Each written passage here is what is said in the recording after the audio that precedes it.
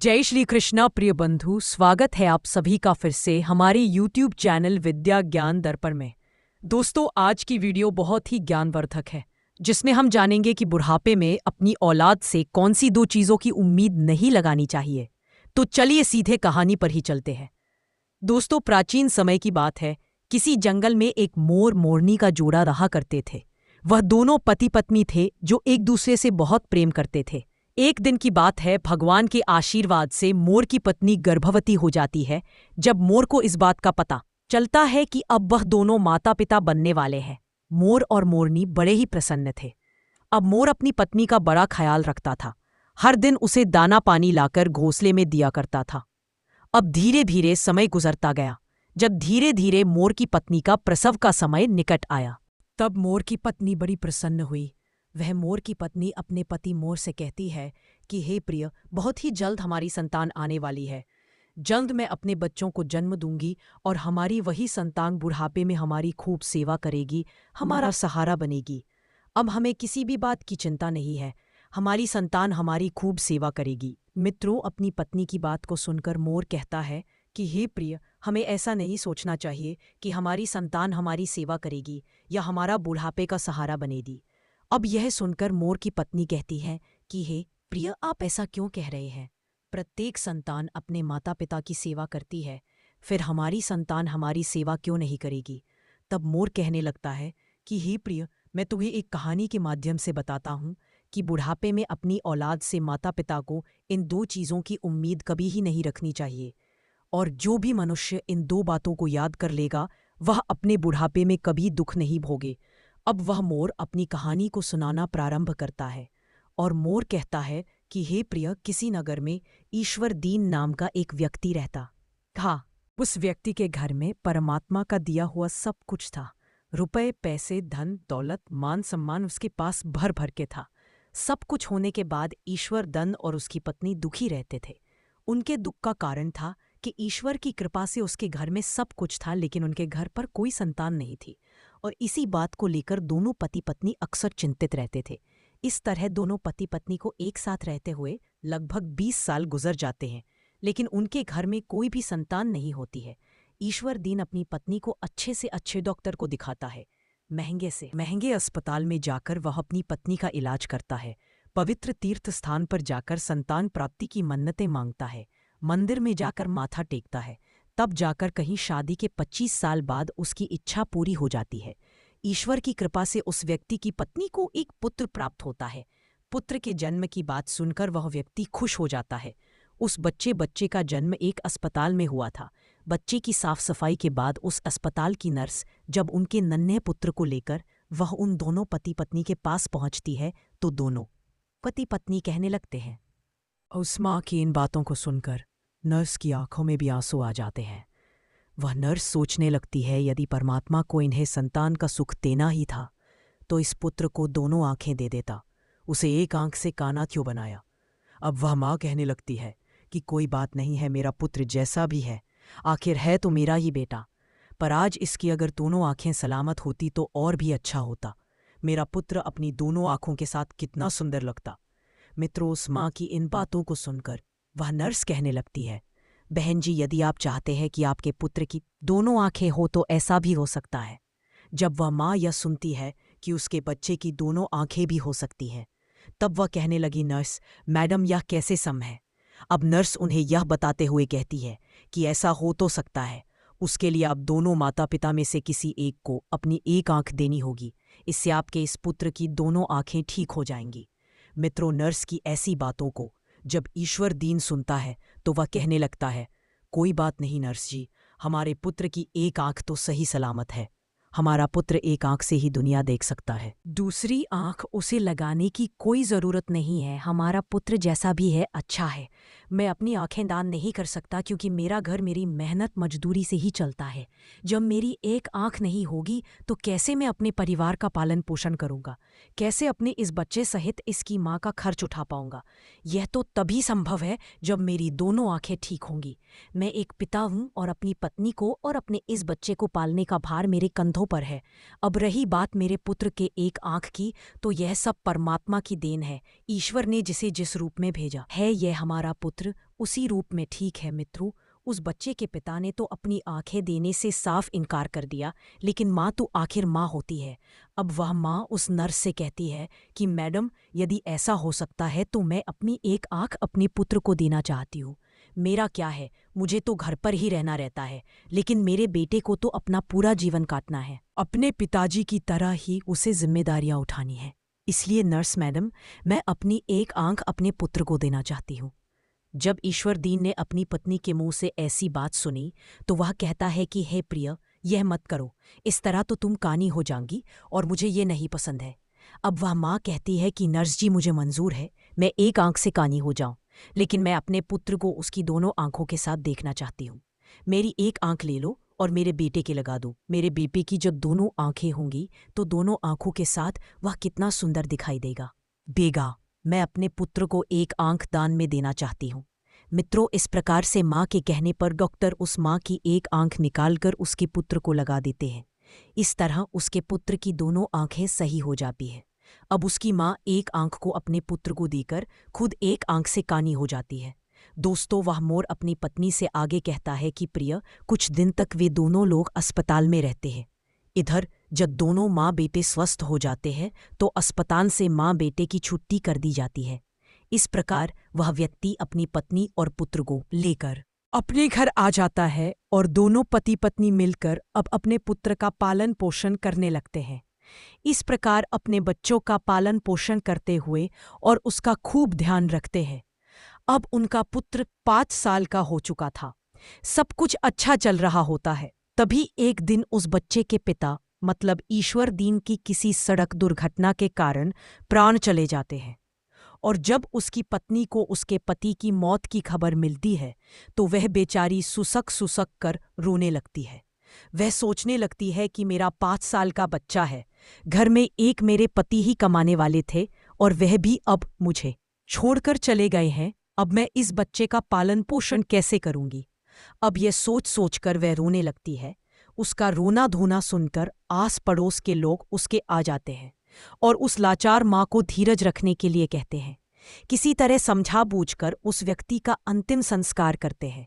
मित्रों, इस प्रकार वह लाचार माँ अपने 5 साल के बच्चे के साथ जीवन बिताने लगती है। घर में जो जमा पूंजी थी उसके पति के गुजरने के बाद वह सब जमा पूंजी संतान पाने की चाहत में उसके इलाज कराने में पहले ही खर्च हो चुकी थी। अब उसके पास जो भी जमा पूंजी थी वह उसके पति की मृत्यु के बाद वह सब पति के अंतिम संस्कार में चली गई है। इस प्रकार वह माँ दूसरों के घरों में झाड़ू पोछा करके, दूसरों के घरों में बर्तन मांजकर अब अपने पुत्र का पालन पोषण करने लगती है। इधर मोर ने आगे कहा कि वह औरत अपने पुत्र को कोई दुख तकलीफ नहीं होने देती थी। वह दूसरों के घरों में नौकरानी बनकर पैसे कमाती थी और अपने पुत्र को खेलने के लिए अच्छे अच्छे खिलौने लेकर आती थी। वह माँ अपने पुत्र को अच्छे अच्छे वस्त्र लाकर दे दिया करती थी। हर समय अपने बच्चों के साथ परछाई की तरह बनकर रहती थी। जब उसका बेटा थोड़ा और बड़ा हो जाता है, जब वह पुत्र 6 साल का हो जाता है, तो एक दिन वह माँ अपने बेटे को लेकर एक विद्यालय में पहुंचती है और उस विद्यालय के प्रधानाचार्य से अनुनय विनय करती है। वह उनसे कहती है कि भाई साहब, मुझे अपने बेटे का इस विद्यालय में दाखिला करवाना है। वह विद्यालय उस नगर का एक प्रसिद्ध विद्यालय होता है। उस विद्यालय में अमीर लोगों के बच्चे पढ़ते थे। जब उस विद्यालय का बड़ा मास्टर फटे पुराने कपड़े में इसकी माँ को देखता है तो वह अपने मन में सोचने लगता है कि बच्चा तो सुंदर है, लेकिन माँ कपड़ों से ऐसी लग रही है जैसे कोई भिखारी हो। ये बेचारी कहाँ से इस बच्चे की किताबें और इतनी महंगी फीस भर पाएगी। इसलिए वह समझाते हुए उसे बच्चे की माँ से कहता है कि बहन जी, हमारे विद्यालय की फीस कुछ ज्यादा है। हमारे विद्यालय में अमीरों के बच्चे पढ़ते हैं, इसलिए बेहतर होगा आप अपने बच्चे का दाखिला किसी सरकारी स्कूल में जाकर करवा दें। मास्टर जी की इन बातों को सुनकर वह कहने लगती है कि सर जी, आप पैसों की चिंता मत करिए, आपकी जो भी फीस होगी उसे मैं समय से जमा कर दिया करूंगी। ये मेरा इकलौता बालक है और मैं चाहती हूँ कि मेरा बच्चा पढ़ लिख कर बड़ा डॉक्टर बन जाए, इसलिए मैं इसे आपके विद्यालय में लेकर आई हूँ। मित्रों से वह बड़ा मास्टर जब उस माँ की इन बातों को सुनता है तो उस माँ की बातों को सुनकर वह बहुत ही प्रभावित होता है और उस बच्चे की माँ से कहता है, ठीक है बहन जी, यदि तुम जिद करती हो तो हम तुम्हारे बच्चे का दाखिला अपने स्कूल में कर देता है।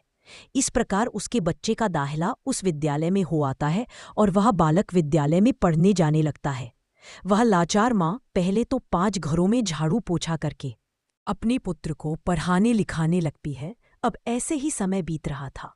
अब पढ़ते पढ़ते वह उसका पुत्र जब 5वीं कक्षा में आ जाता है, जब उसकी उम्र 10 साल की हो जाती है, तो एक दिन स्कूल के सभी बच्चे मिलकर उस बालक को छेड़ने लगते हैं और खेल खेल में कहने लगते हैं कि देखो देखो, एक आंख वाली काली माँ का बेटा आज गया, इसकी माँ एक आंख से कानी है। वह लड़का जब अपने सहपाठियों की इन बातों को सुनता है तो वह क्रोध में भर जाता है। उसे उसके सहपाठी ऐसा ऐसा बोलते हैं तो उसे बहुत बुरा लगता है। लेकिन जब विद्यालय की छुट्टी होती है तो छुट्टी के समय हमेशा की तरह उसकी माँ उसे लेने आती है।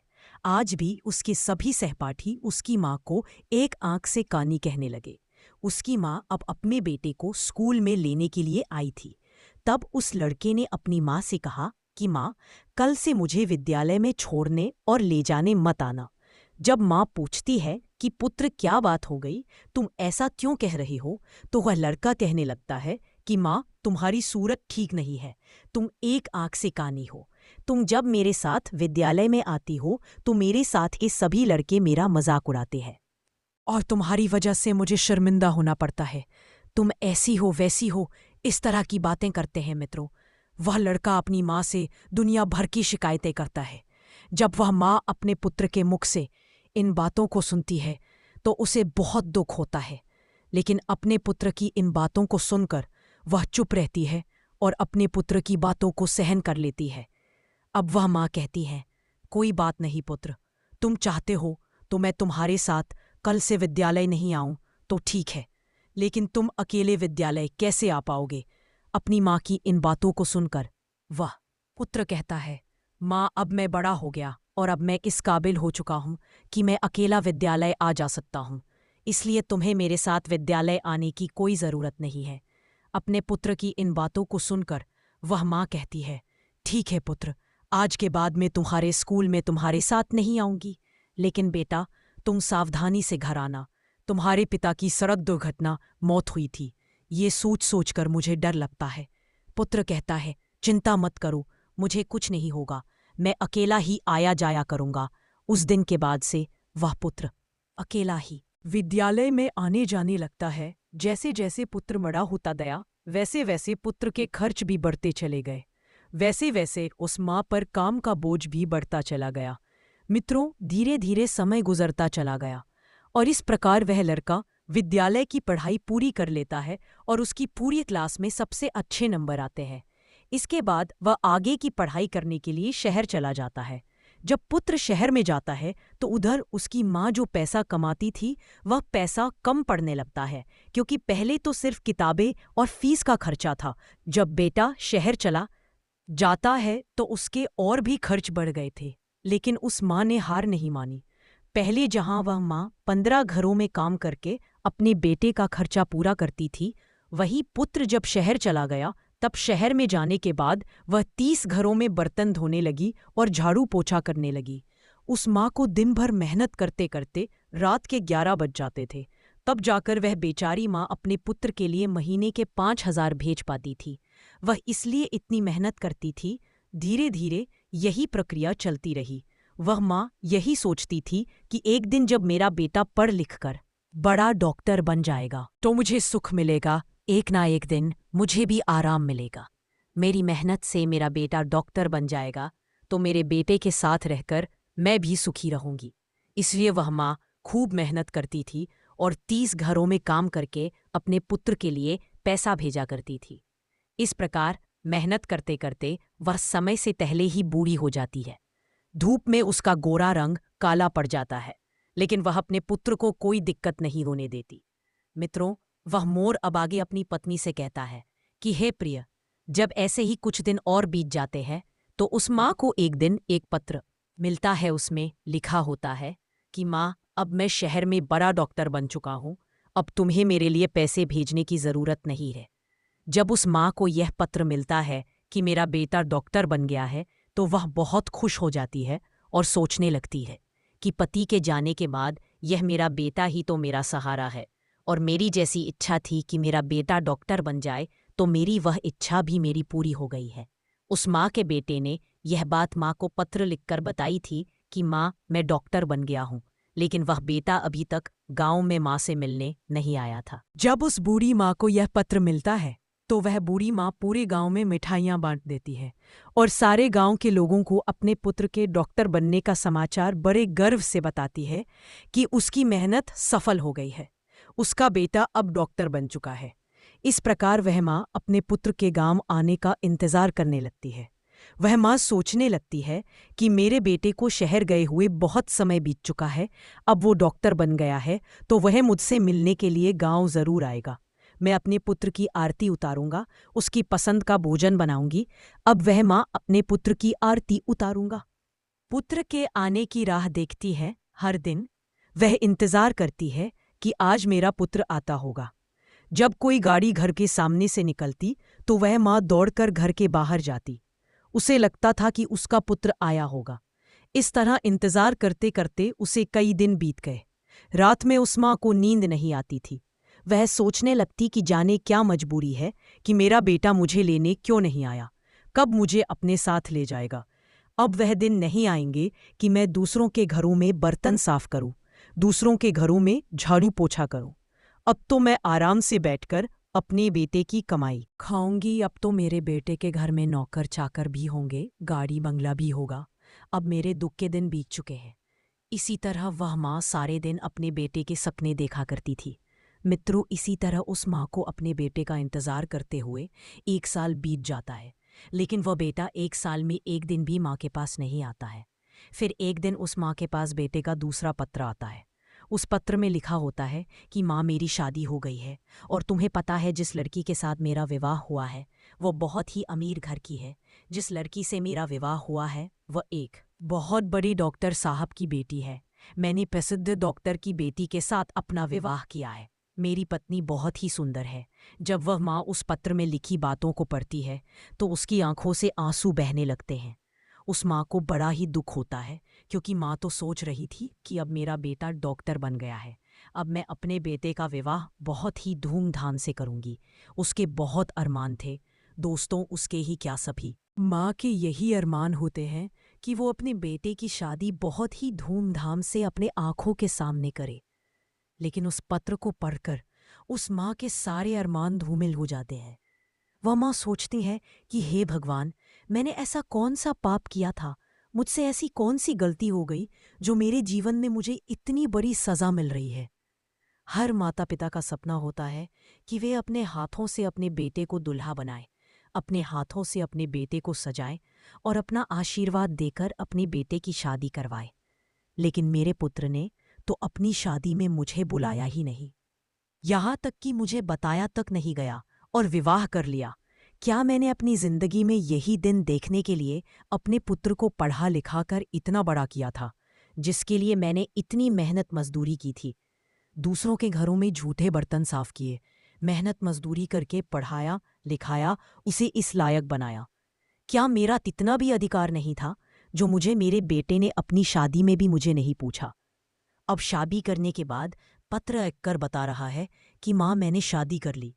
यह सोच सोचकर वह माँ पूरी रात आंसू बहाती रही।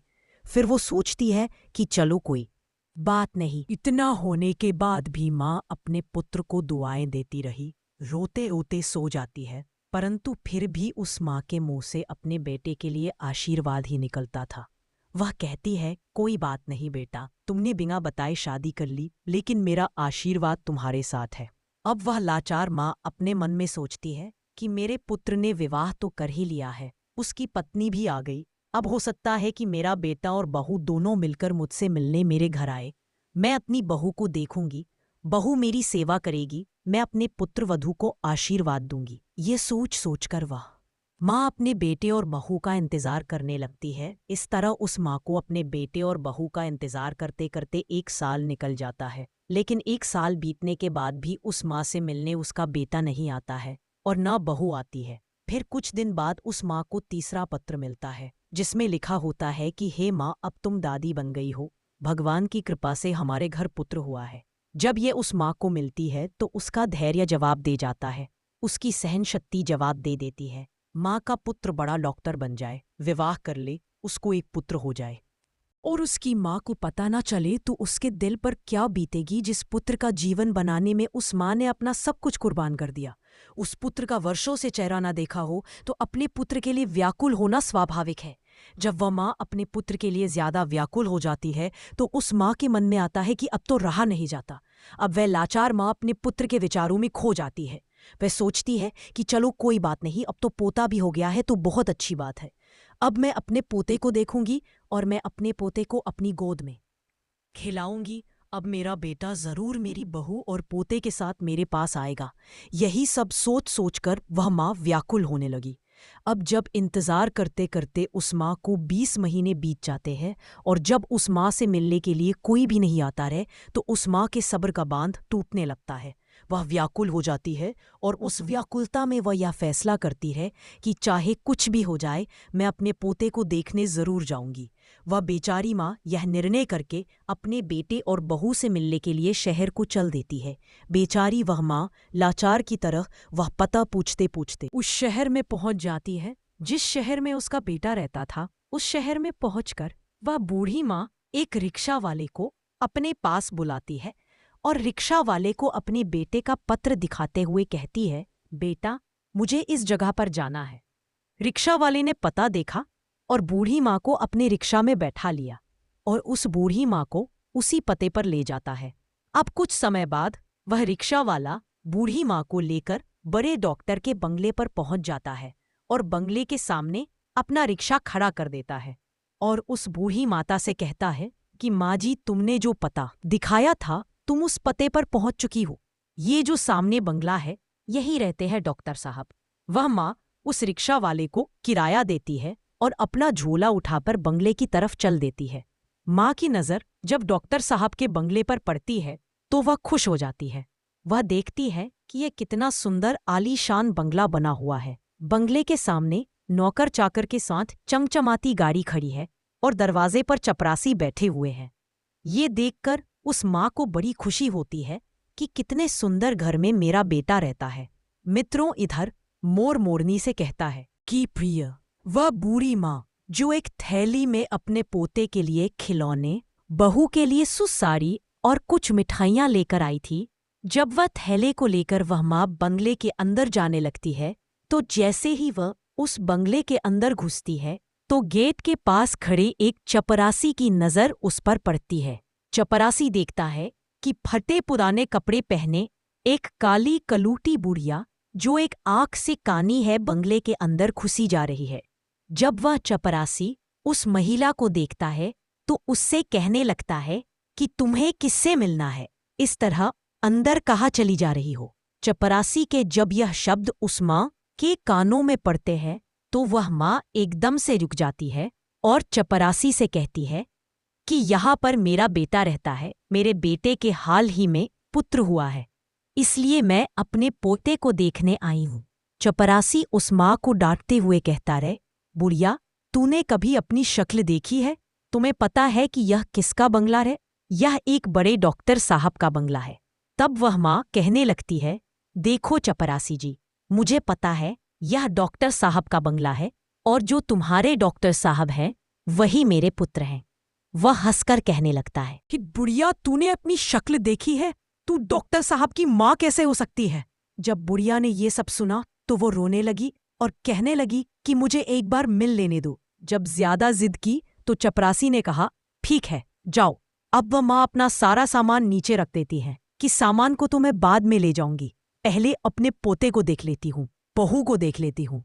बूढ़ी माँ अपने पोते को देखने के लिए जल्दी जल्दी सीढ़ियाँ चढ़कर घर के अंदर जाती है। जैसे ही वह माँ घर के अंदर आती है तो वह देखती है कि घर के आंगन में एक बड़ी बिल्ली रखी हुई है और पास के पालने में उनका पोता झूल रहा है। जैसे ही उस बूढ़ी माँ की नज़र अपने पोते पर पड़ती है तो वह दौड़कर पालने से अपने पोते को उठा लेती है और अपने पोते को सीने से लगाकर दुलार करने लगती है। जब वह बूढ़ी माँ अपने पोते को गोदी में लेकर दुलार करने लगती है तो बच्चे की नींद टूट जाती है और वह जोर जोर से रोने लगता है। बच्चे के रोने की आवाज जब पुत्रवधू के कानों में पड़ती है तो वह रसोई से बाहर आती है और सोचती है कि ना जाने मेरे बच्चे को क्या हो गया जो वह इतनी तेज रो रहा है। जब वह रसोई से निकलकर आंगन में आती है और अपने बच्चे को एक भिखारी जैसी दिखने वाली बुढ़िया के हाथों में देखती है तो वह चिल्लाने लगती है। वह अपने पति को आवाज देती है कि सुनिए जी, कोई काली कलूटी बुढ़िया जो एक आंख से कानी है वह हमारे बच्चे को चुराने आई है। अपनी पत्नी का चिल्लाना सुनकर पति भी नीचे आ जाता है तो पति के आते ही बहू अपने बच्चे को बूढ़ी माँ से छीनकर अपने सीने से लगा लेती है और अपने पति से कहती है कि तुमने घर में कैसे चपरासी रख रखे हैं, कोई भी हमारे घर में घुसा चला आता है, देखना ये भिखारी बुढ़िया हमारे बच्चे को चुराने आ गई।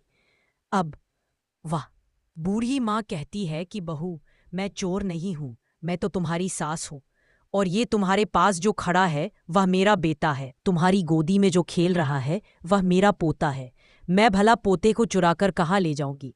जब वह माताजी की इन बातों को सुनती है तो वह अपने पति से कहती है कि ये बुढ़िया क्या कह रही है, क्या सच में ये भिखारी जैसी दिखने वाली आपकी माँ है? क्या ऐसे ही गरीब परिवार में आपने जन्म लिया है? मुझे पहले तो कभी आपने बताया नहीं कि आपकी कोई माँ भी है। जब बेटा अपनी पत्नी की इन बातों को सुनता है तो कहने लगता है कि ये बुढ़िया मेरी माँ नहीं है। अब वो सोचने लगी, मैंने अपनी जवानी को कुर्बान कर दिया। वो कह रहा है कि ये बुढ़िया झूठ बोल रही है, ये माँ नहीं है। इस संसार में मेरा एक ही सहारा था, आज तो वह भी छूट गया। वो माँ समझ जाती है कि मेरे पुत्र ने बड़े घर की बेटी के साथ विवाह किया है, मेरा बेटा बड़े पद पर पहुंच गया, इसलिए मुझे पहचानने से इनकार कर रहा है। माँ ने कहा, बेटा कोई बात नहीं, मुझे लगा कि तुम मेरे पुत्र हो, इसलिए मैं तुम्हारे पास चली आई, क्योंकि तुम्हारे जैसा एक मेरा भी पुत्र है जिसे मैंने मेहनत मजदूरी करके डॉक्टर बनाया है, जो मेरे जीने का एकमात्र सहारा है। लेकिन अब मुझे पक्का यकीन है कि तुम मेरे बेटो नहीं हो सकते हैं, मुझसे गलती हो गई है। इतना कहकर वह माँ रोती रोती घर की सीढ़ियों से नीचे उतरने लगती है और वह मन ही मन सोचने लगती है कि बुढ़ापे में मेरा एक ही सहारा था और वह भी आज मुझसे छूट गया। अब मैं किसके सहारे जीऊंगी? मेरी तो एक ही आस थी, वो भी टूट गई। अब वो सोचती है कि जिसे मैंने अपने जीवन की खुशी समझा था, जिसको मैंने अपने जीवन जीने का अधिकार माना था, जो मेरे जीवन की नैया को पार लगाने वाला था, वही बुढ़ापे के जीवन मझधार को डूबा रहा है। इस प्रकार रोते रोते वह बेचारी अभागी माँ भारी कदमों से नीचे उतरने लगती है। अब वह माँ सोचती है कि जब बेटे ने ही मुंह मोड़ लिया है तो अब जीकर मैं क्या करूंगी, अब बेटा ही नहीं रहा तो इस जीवन का क्या होगा। इस प्रकार वह माँ अपने बेटे के घर से बाहर निकल जाती है और बंगले के बाहर जो चपरासियों का कमरा था वहां पहुंच जाती है और एक चपरासी को अपने पास बुलाकर कहती है, बेटा मेरे एक पत्र लिख सकते हो, क्या तुम मेरे लिए इतना काम कर सकते? अब चपरासियों को तो पहले से ही पता था कि यह बूढ़ी औरत डॉक्टर साहब की माँ है, इसलिए वे तुरंत ही कागज कलम ले आता है और पूछने लगता है कि बताओ माँ जी, मुझे क्या लिखना है। इस तरह वह बूढ़ी माँ जो जो बोलती जाती है वह चपरासी लिखता जाता है। जब वह पत्र पूरा लिख जाता है तो वह माँ उस चपरासी से कहती है, बेटा मुझे बहुत जोरों की प्यास लगी है, क्या तुम मेरे लिए थोड़ा पानी ला सकते हो? मित्रों, उस माँ के कहने पर वह चपरासी उस बूढ़ी माँ के लिए पानी लेने चला जाता है और इधर वह बूढ़ी माँ अपनी साढ़े में डालकर आत्महत्या कर लेती है। जब चपरासी पानी लेकर वापस लौटता है तो कमरे का नजारा देखकर हैरान रह जाता है। चपरासी ने देखा कि वह माताजी तो फांसी के फंदे पर झूल रही है। अब तुरंत ही वह जाकर यह खबर डॉक्टर साहब को देता है। इस खबर को सुनकर वह पति पत्नी दौड़े दौड़े उस कमरे में आते हैं। जब वह पुत्र अपनी माँ को इस हालत में देखता है तो अपनी माँ को देखकर उसके पैरों तले जमीन खिसक जाती है। वह पुत्र अपना माथा पकड़ लेता है और सिर पकड़कर जमीन पर बैठ जाता है। वह सोचने लगता है कि मुझे नहीं पता था कि मेरी बातें मेरी माँ को इतनी बुरी लगेगी। मैं तो अपनी पत्नी को झूठी शान शौकत दिखाने के कारण माँ को पहचानने से इनकार कर रहा था, इसलिए कह रहा था कि मेरी कोई माँ नहीं है। मुझे डर था कि मेरी असलियत जानकर मेरी पत्नी मुझे छोड़ ना दे, इसलिए मैंने यह बोल दिया कि मेरी कोई माँ नहीं है। लेकिन तुमने तो मेरे झूठे वचनों को सच बना दिया। एक बार पुत्र की मजबूरी के बारे में सोचा होता। जब पत्नी की नज़र फांसी पर झूलती हुई उस माँ के हाथों पर पड़ती है, जब उस बेटे की पत्नी फांसी पर झूलती हुई माँ के हाथों में कागज़ का टुकड़ा देखती है, तो वह उस कागज़ के टुकड़े को बूढ़ी माँ के हाथों से लेकर पढ़ने लगती है, तो उस कागज़ के पन्ने में लिखे हुए शब्द पढ़ती है तो उसकी आंखें भर आती है। उस पत्र में लिखा हुआ था कि बेटा, मेरा आशीर्वाद है कि तुम खूब उन्नति करो, मेरा आशीर्वाद तुम्हारे साथ है। जाते जाते तुम्हें एक राज की बात बताना चाहती हूँ। बेटा, मैं अच्छी नहीं दिखती हूँ तो उसके पीछे का कारण तुम ही हो। जब तुम्हारा जन्म हुआ था उस समय तुम्हारी एक आँख नहीं थी। मैंने अपनी एक आँख तुम्हें देकर तुम्हें सुंदर बनाया था, तुमको सुंदर रूप दिया था, और मैं कुरूप हो गई, और इस कुरूप चेहरे से तुम नफरत करते हो, क्योंकि मैं कानी जो हो गई और दूसरा मेरा रंग काला है। ये भी ऐसा नहीं था बेटा। आज तुम जिस मुकाम पर बैठे हो उस मुकाम पर तुम्हें पहुंचाने के लिए मैंने दिन रात मेहनत की है। मैंने कभी नहीं देखा कि कितनी गर्मी है, कितनी सर्दी है। तुम्हें पढ़ाने लिखाने के लिए, तुम्हारे खर्च उठाने के लिए मैं काली कलूटी हो गई, उसका भी मुझे कोई दुख, कोई मलाल नहीं है। तुम सुंदर हो इसकी मुझे खुशी है। मैं तो तुम्हें देखना चाहती थी, अपने पोते को देख चाहती थी, अपनी बहू से मिलना चाहती थी, इसलिए मैं शहर चली आई। क्योंकि तुमने तो कभी गांव जाकर मेरा हाल नहीं पूछा, लेकिन जब मैं स्वयं चलकर तुमसे मिलने आई तो तुमने तो मुझे पहचानने से इनकार कर दिया। इसीलिए मुझे लगा कि अब इस दुनिया में मेरा कोई नहीं है। अब जीने का मेरा उद्देश्य खत्म हो गया है। मेरे इस जीवन को जीने का क्या फ़ायदा? बेटा, जाते ईश्वर से प्रार्थना करती हूँ कि तुम सदा खुश रहो। मित्रों, जब उस बेटे की पत्नी यह पत्र पढ़कर अपने पति को सुनाती है तो उस बेटे का सिर शर्म से नीचे झुक जाता है। उसे अपने आप से घृणा होने लगती है कि जिस माँ ने मेरी जिंदगी बनाने में अपना सब कुछ दिया, वही माँ आज मेरी चौखट पर मुझसे मिलने आई तो मैंने एक गिलास पानी तक नहीं पूछा। इस प्रकार दोनों पति पत्नी अपनी गलती के लिए उस मरी हुई माँ से माफ़ी मांगते हैं। लेकिन अब क्या हो सकता था? वह माँ तो अब उनकी माफ़ी सुनने के लिए वहाँ मौजूद नहीं थी, उनसे बहुत दूर जा चुकी थी, जहाँ से कोई नहीं आता। अब डॉक्टर साहब के जीवन में सिर्फ पछताना ही रह गया था। अब वह मोर कहता है कि हे प्रिय, कैसी यह दुनिया है। कुछ लोगों के जीवन में माँ नहीं होती तो वह सारे जीवन माँ के लिए तरसते हैं, और जिसके जीवन में माँ होती है तो बच्चे उस माँ की कदर नहीं करते। पत्नी और बच्चे दोबारा मिल सकते हैं, पर माँ दोबारा नहीं मिल सकती। एक संतान ही माता पिता के जीने का सहारा होती है, बुढ़ापे की लाठी होती है। ऐसे में जब बेटा ही अपने धन के नशे में, अपने पद के नशे में माता पिता को पहचानने से इनकार कर देता है, या अपने माता पिता को भुला देता है, या घमंड में आकर उनका अपमान कर देता है, तो दुनिया में माता पिता को सबसे बड़ा दुख होता है। माता पिता अपनी संतानों का भविष्य बनाने के लिए, उन्हें सफल बनाने के लिए अपना पूरा जीवन लगा देते हैं, और जब वही संतान धन और पद के नशे में अपने माँ बाप का अपमान करती है तो उन्हें बहुत ही पीड़ा होती है। वह मोर आगे कहता है कि हे प्रिय, यदि आपके माँ बाप हैं तो उनका आदर करना चाहिए, उनकी कदर करो, क्योंकि मनुष्य की सफलता में माँ बाप का ही योगदान है। दोस्तों, फिर मोर कहता है कि प्रिय, ये कहानी यहीं पर समाप्त होती है। यह सुनकर मोरनी बोली, स्वामी, आपने जो मुझे कहानी सुनाई वह बहुत ही ज्ञानवर्धक है, परंतु माता पिता को अपनी संतान से कौन सी दो चीज़ों की उम्मीद नहीं रखनी चाहिए, वो तो बताओ। तभी मोर बताता है कि पहला तो किसी भी माता पिता को अपने पुत्र से बुढ़ापे में सम्मान की उम्मीद नहीं रखनी चाहिए, क्योंकि जैसे जैसे तन घटता जा जाता है वैसे वैसे पुत्रों का माता पिता के प्रति आचरण में बदलाव आता जाता है। दूसरी चीज़ है सुख। किसी भी माता पिता को अपनी संतान से बुढ़ापे में सुख की उम्मीद नहीं रखनी चाहिए। यह सुनकर मोरनी समझ जाती है और आराम से दाना चुनने लगती है। तो दोस्तों, अब तो आप समझ गए होंगे कि कौन सी बुढ़ापे में कौन सी उम्मीद बच्चों से नहीं लगानी चाहिए। अगर आपको ये कहानी पसंद आई हो तो कमेंट बॉक्स में राय ज़रूर देना। अब फिर मिलेंगे किसी कहानी के साथ। तब तक के लिए सभी दर्शक भाइयों के लिए राधे राधे।